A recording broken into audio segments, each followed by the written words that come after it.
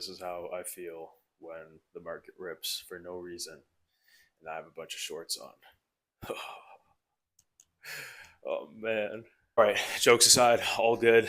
We live to fight another day, no problem. But we do have a couple things to talk about on today's market update.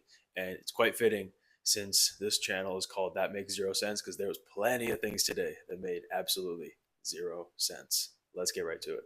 First thing, Oracle. Oracle gapping higher because they now have to issue equity.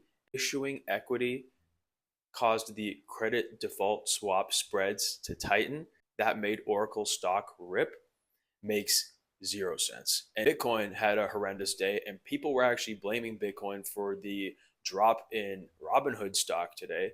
I come to find out that the Robinhood drop was not because of Bitcoin or because of football season coming to an end, but was because the Chicago Mercantile Exchange, the CME, might start competing with Robinhood in prediction markets, which is something we've talked about in the past. I'm not a big fan of prediction markets being a part of Robinhood or any financial related app whatsoever, but that competition obviously poses a threat and is probably the reason why Robinhood sold off on the open today. Market ripped higher today. Gold and silver were soft again.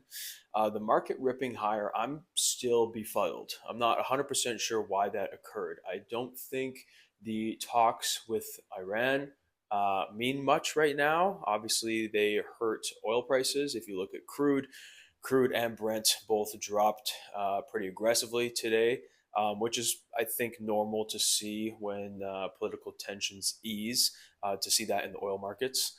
But for stock markets to rip on that doesn't make sense to me. And I don't think stock markets ripped today because of Kevin Warsh being named the Fed president last week. First of all, that's old news. That happened Thursday night or Friday morning. So markets had a day or two to already price that information in. Today was sort of confusing to me, to say the least. But we'll be back again tomorrow. And this week, we've got tons of IPO activity. I think I read somewhere that roughly $3.5 billion in syndicate deals this week. So there's going to be a lot of activity on that side. We're going to talk a bit about that when the stocks IPO.